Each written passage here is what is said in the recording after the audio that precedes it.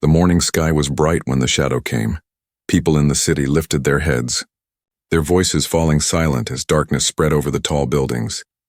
At first, many thought it was a storm, but no cloud could be that wide. No storm could be that heavy. It was not the sky that changed. It was something above the sky. An alien ship bigger than a mountain hovered over the city, blocking the sun.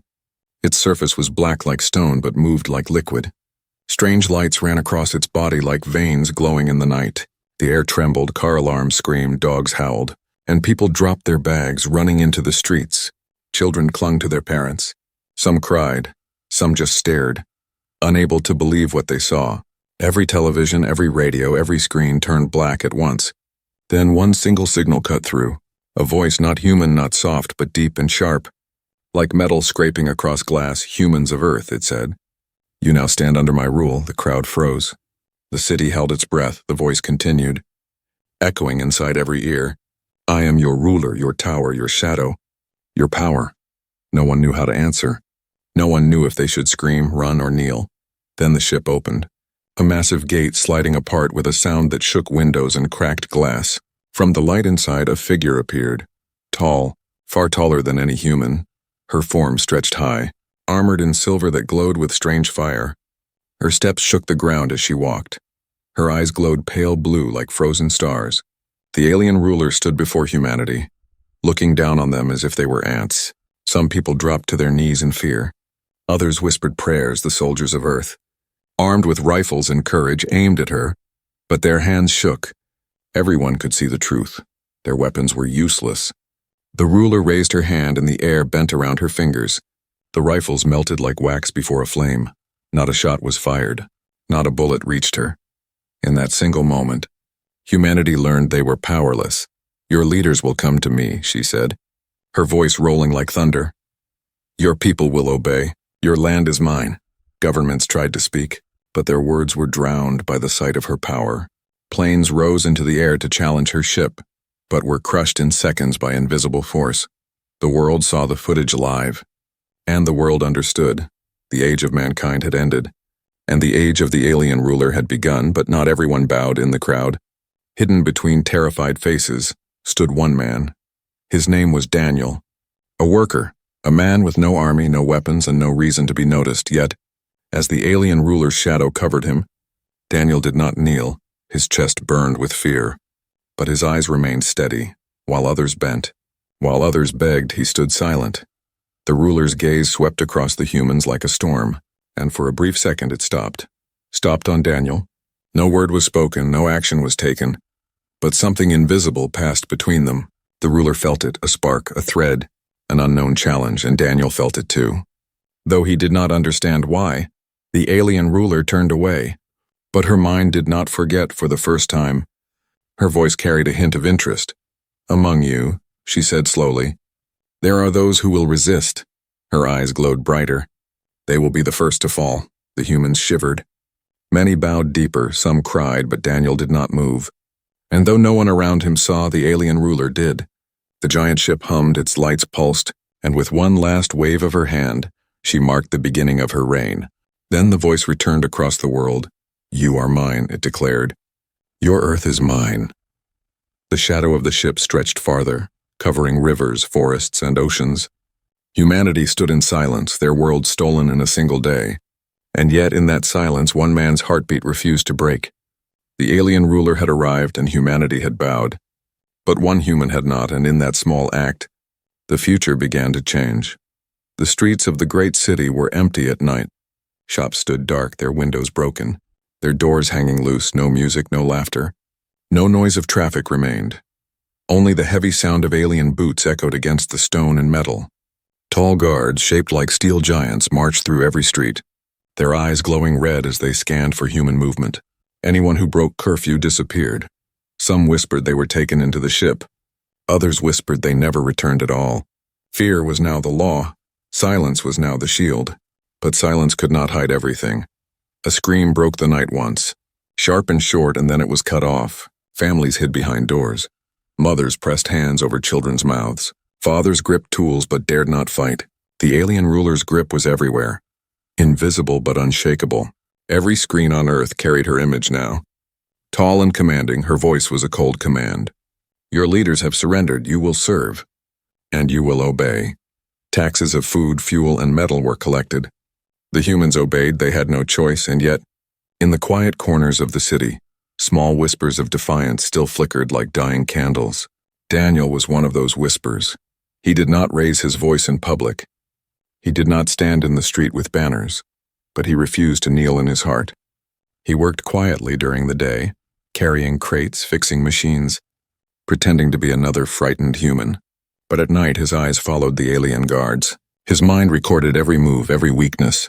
The others avoided eye contact with him, afraid that even being near him would bring punishment. Still Daniel walked as if he carried no fear, though inside his chest his heart thundered like a drum. The alien ruler herself sat in a vast hall, her throne carved from metal older than Earth itself. From her height she looked across 100 screens, watching humans live like shadows under her control. Her soldiers saluted, her ships hovered. Her rule was absolute, but something unsettled her mind.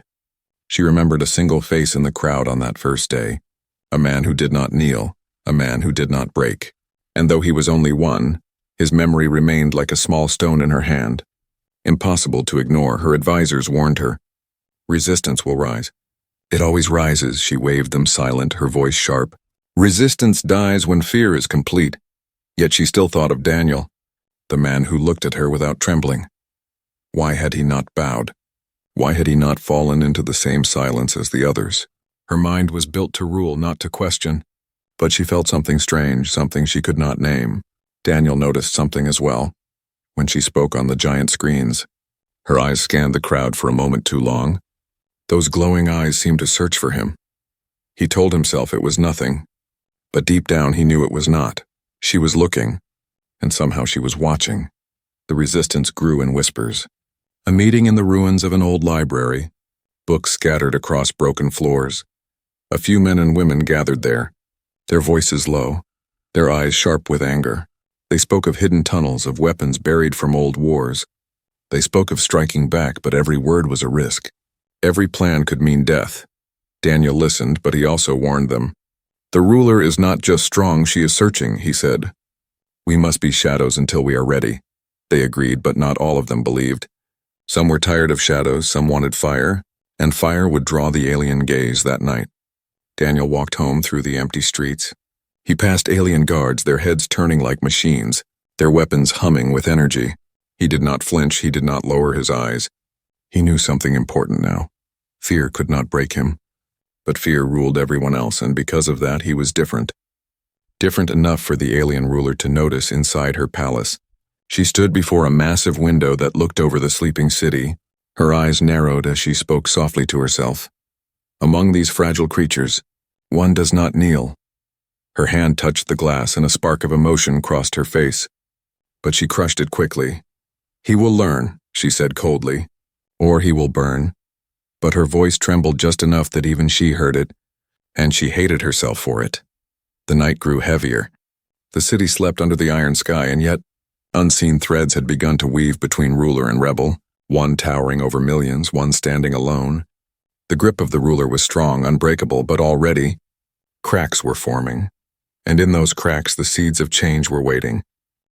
The old library stood in silence, its roof broken, its walls cracked. Moonlight fell through shattered glass, touching shelves filled with dust and forgotten books. Inside, a group of humans huddled together, their voices low, their eyes darting toward the broken windows. Every creak of the floor, every whisper of the wind felt like danger. And then it came, heavy footsteps. Slow and steady, echoing outside, the humans froze. The sound of alien boots rattled against stone. Growing closer, for a moment no one breathed. Daniel stood at the center of the group. His jaw tight, his fists clenched. He listened to the sound, his ears sharp like a hunter's. The guards passed by, their shadows stretching across the ruined walls, red eyes glowing through the cracks. The humans held their breath until the sound faded. Only then did they dare to speak again. "This is no way to live," whispered an older man, his voice shaking. "They take our food, they take our people. Soon they will take everything." "They already have," answered a woman, her eyes sharp. "We are prisoners in our own world." Another man slammed his fist on a broken table. "We should fight now, strike their patrols, burn their machines," but Daniel shook his head. his voice low but steady. "No, if we fight now, we will die. All of us." His eyes moved across the group, catching their fear, their anger, their pain. "They want us to act in rage so they can crush us," he continued. "We must be careful, we must be smart, only then we can win." His words calmed some.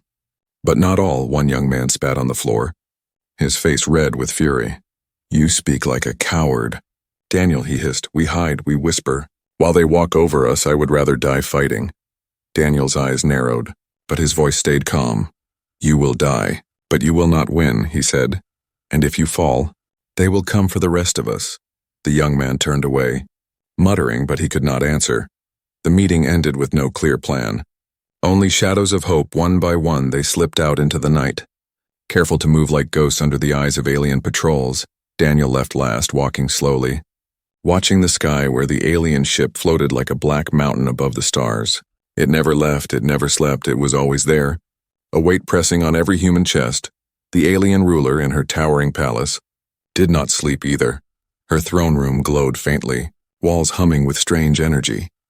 She sat alone, her long fingers tracing symbols across the air, patterns of light only she understood.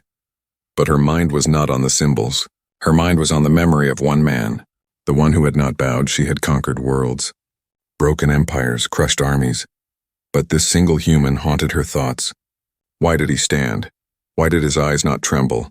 Her empire was built on fear, yet he carried none. And that disturbed her the next day.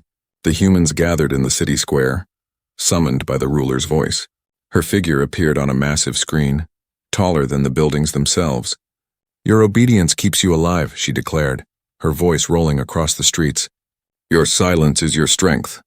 And as her eyes scanned the crowd, they stopped again. On Daniel, he did not look away. The crowd shifted nervously, whispering, afraid that even his stare might bring punishment. The ruler's lips curved. Not quite a smile, but something close. For the first time, she spoke directly, not to the masses, but to him. "You." Her voice cut through the air like a blade. "Why do you not kneel?" the crowd gasped, fear spreading like fire. Daniel's chest tightened. Every instinct told him to drop to his knees, to vanish into the crowd. But his feet stayed firm, his voice steady. "Because I do not serve fear," he said, his words carrying farther than he expected. The square went silent, the humans frozen, the guards shifting uneasily. The ruler's eyes narrowed, glowing brighter. She could have ended him in that moment, crushed him with a thought, but she did not. Instead, she studied him, her gaze sharp, curious, alive with something even she could not name. "Then you are a fool," she said. Her voice cold, Daniel's lips tightened. "Maybe," he answered. "But I am still human." The crowd shivered, waiting for fire to fall, for lightning to strike, but nothing came. The ruler turned her head, her voice rising again for the world to hear. "All who resist will burn," she thundered, her soldiers raising their weapons as the humans trembled. And yet, though her words were filled with iron, her eyes lingered on Daniel. A spark had been lit, small but bright, and it refused to die. That night, as the city hid in silence, Daniel walked the empty streets. His heart heavy, his mind racing, he knew he had drawn her attention. He knew the danger had grown, but deep inside, he also knew something had changed. She had looked at him not as prey, not as a slave, but as something else. And that meant her grip, though strong, was not unbreakable. The spark of defiance had been seen, and once a spark is born, it can grow into fire. And fire can burn even the tallest tower. The palace of the alien ruler stood like a mountain of metal, its walls rising so high they cut the clouds. Inside, the halls glowed with pale light. Strange symbols ran across the floors, and the air itself hummed with power. But in the deepest chamber, far from her soldiers and advisors, the ruler stood alone before a mirror. Her reflection looked back at her, tall, armored, powerful. But her eyes told another story.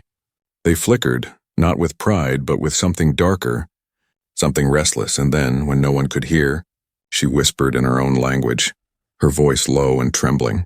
"They will betray again." Her hand lifted, brushing the scar across her shoulder.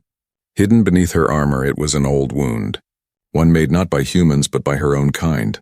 The night her empire turned on her. The night her generals tried to end her rule, she had crushed them. She had survived.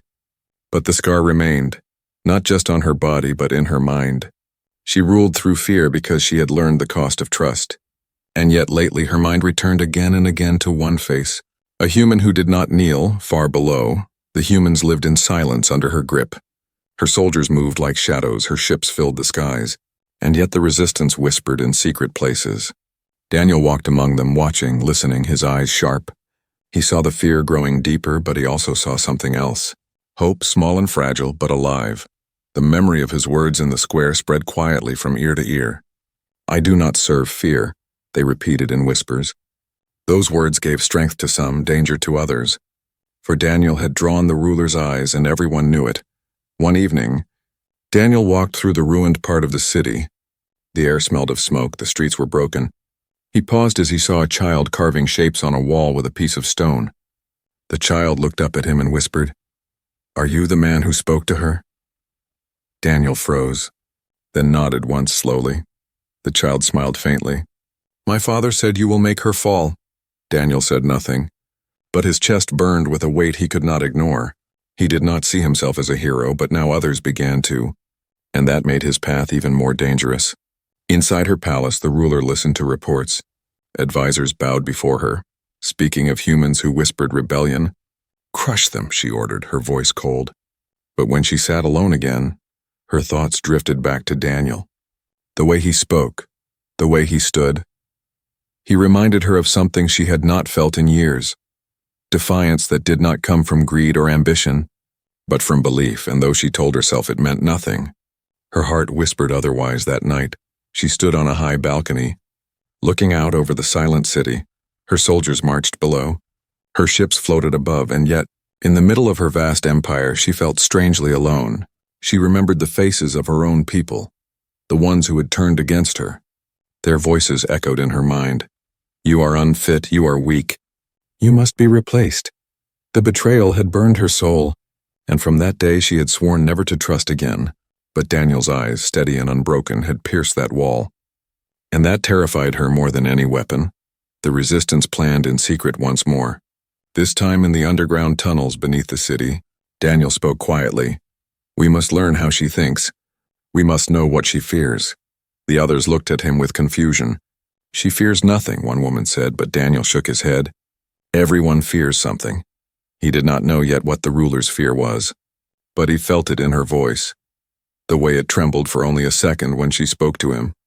There was a wound inside her, and if he could find it, he could turn it into their chance. Meanwhile, the ruler ordered Daniel brought to her court.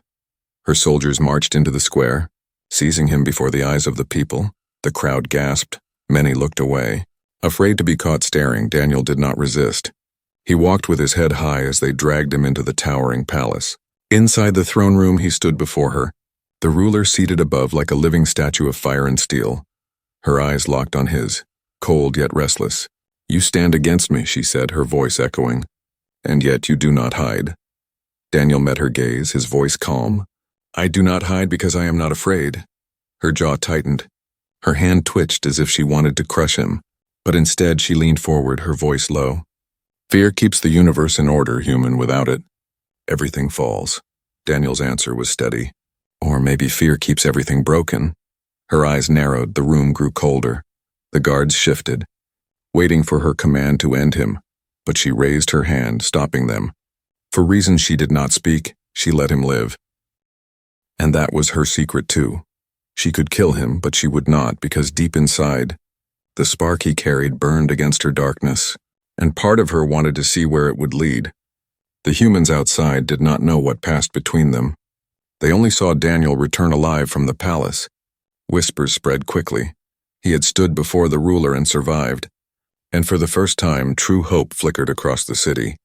The ruler's grip was still strong, her shadow still vast, but her secret weakness had already begun to show. And Daniel had seen it. The ruler was not unbreakable. She was scarred, and scars always tell a story. The throne room was silent. So silent that even the humming walls seemed to hold their breath. Daniel was dragged forward by alien guards, their metallic hands gripping his arms like iron. The humans who had been captured before him never returned. The city whispered of screams, of vanishing shadows, of death. Now all eyes waited for his end. But something different happened. The alien ruler stood from her throne, her towering figure stepping down the silver stairs. Her glowing eyes locked on him. The guard stopped, uncertain. their weapons buzzing but unused. The humans who watched from the far corners gasped. Everyone expected execution, a blast of fire, a flash of power, but instead the ruler stopped only a few steps away. Staring at him in silence, her presence was heavy, like standing beneath a storm that could break at any moment. Yet Daniel's shoulders did not bend, his knees did not touch the floor. He looked at her the way no one else dared. Steady and unbroken, why? She asked at last, her voice low but sharp. Why do you still stand? Her question was not shouted to the crowd, not thundered across the city. It was asked like a secret, a demand only for him. Daniel swallowed, his heart racing. But his voice came clear. Because bowing will not save me. It will not save any of us, her eyes narrowed. A flicker of something unreadable crossing her face. You speak as if you are more than human, she said coldly. Daniel shook his head slowly. No, I speak because I am human. The guards shifted nervously, their red eyes glowing brighter. They had never seen their ruler hesitate, never seen her pause. The ruler's fingers twitched as though she wanted to crush him with a thought, but instead she turned away, her voice echoing. Leave us, she commanded. The guards froze, surprised, then obeyed, leaving the hall until only she and Daniel remained. The silence was heavy, the air thick with tension. The ruler moved to the great window, looking out across the city that lay in silence below. Her back was straight, her armor gleamed, but her voice carried a strange edge when she spoke again.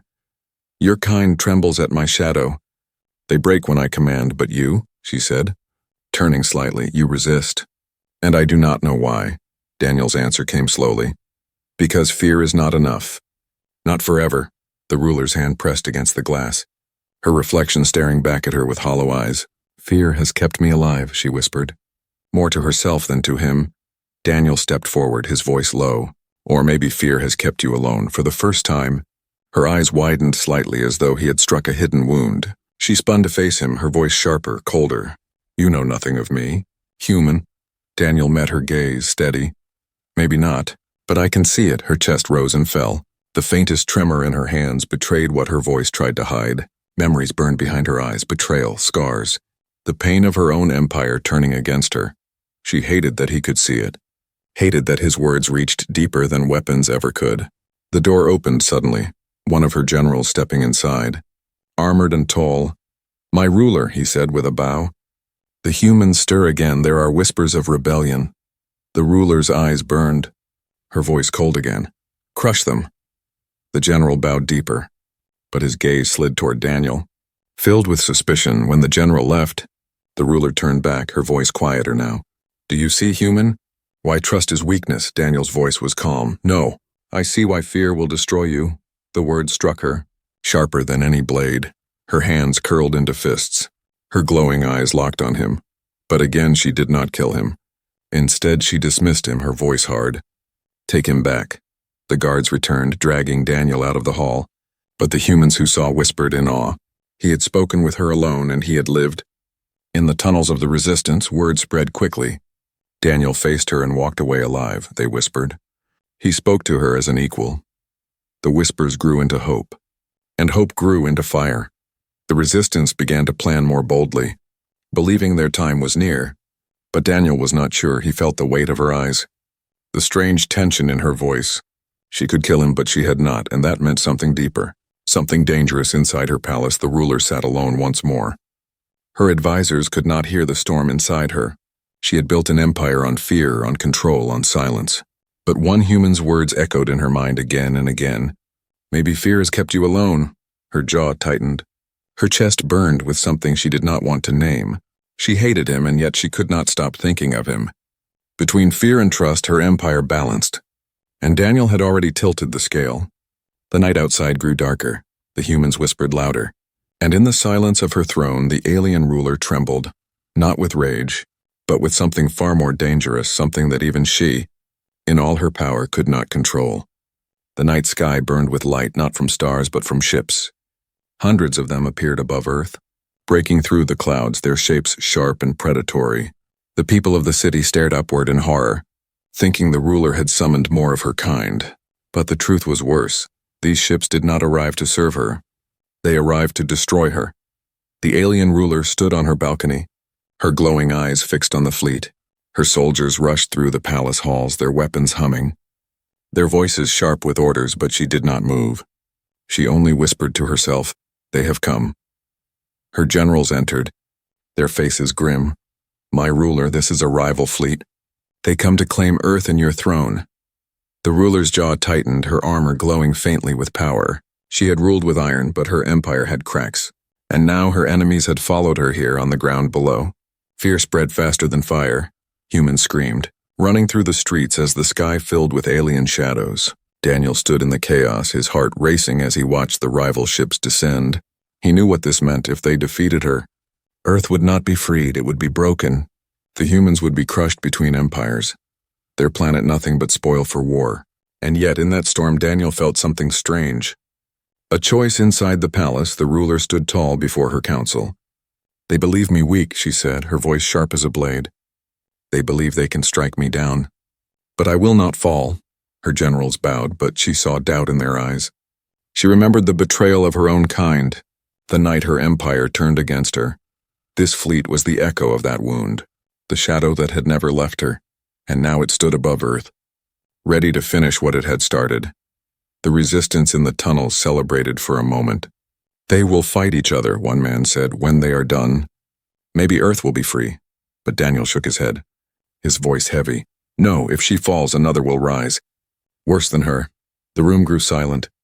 "You mean we must help her?" someone whispered in disbelief. Daniel did not answer right away. His mind torn. She was their conqueror, their oppressor, the shadow that had stolen their freedom, and yet he knew. She was the only shield they had against something even darker. That night, the rival fleet struck. Beams of fire cut through the skies. Explosions rocked the horizon. Her ships rose to meet them.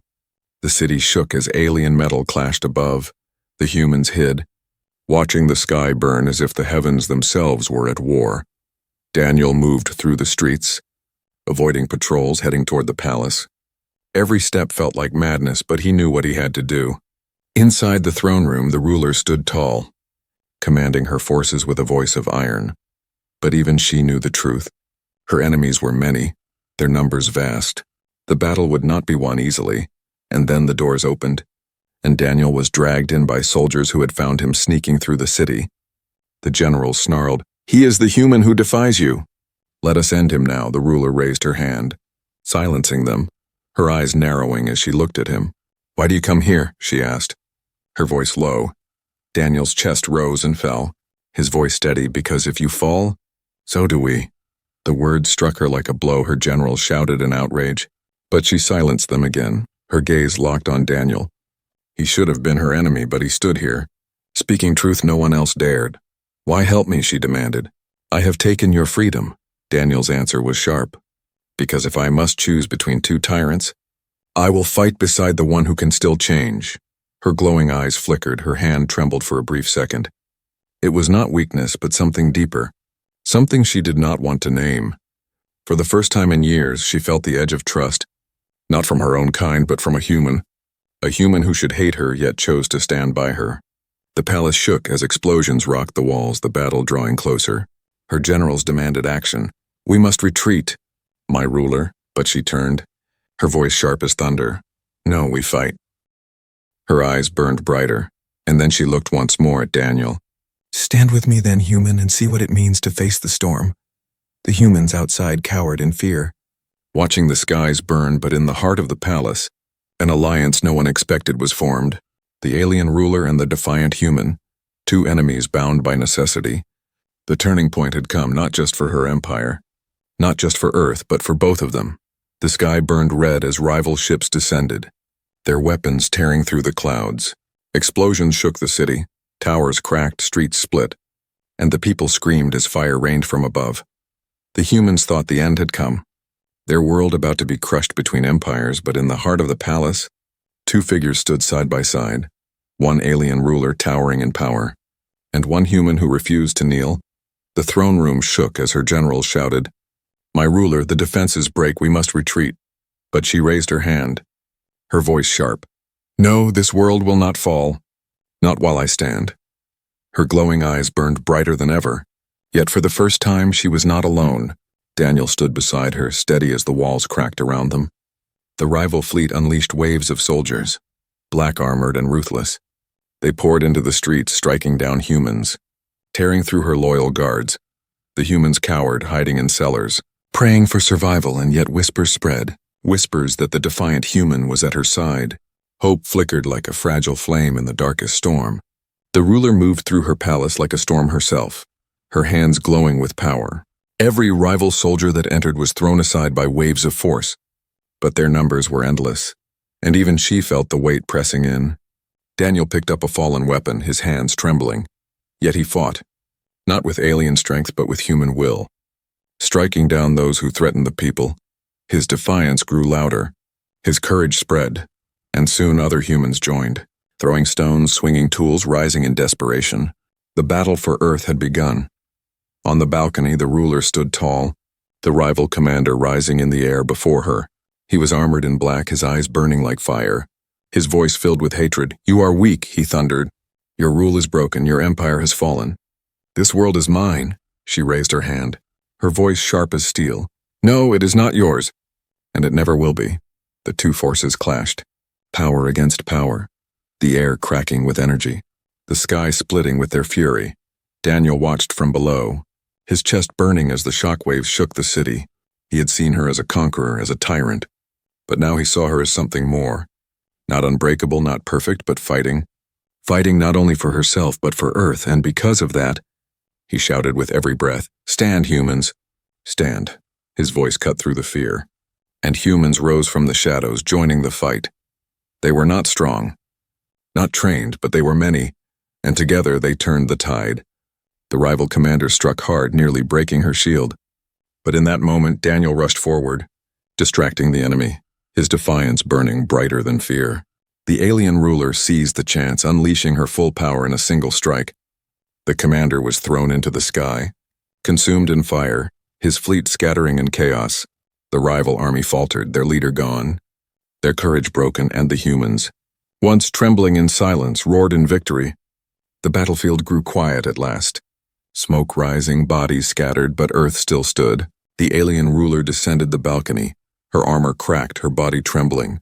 The humans looked at her with fear, but also with something new. Not only fear, but respect. Daniel stood before her, his chest heaving, his clothes torn, but his eyes unbroken. "You could have left us to die," he said softly, "but you did not." She looked at him, her towering form casting a long shadow, but her voice was not thunder this time. "It was your fire that held me here, human," she admitted. "Without it, I would have fallen." The generals stared in disbelief, hearing words they never thought their ruler would speak. The humans whispered among themselves, realizing that something had changed. The ruler turned, her voice rising, not with command but with declaration. "This world will not kneel again, not to me, not to any." Gasps spread through the crowd. Soldiers froze in shock.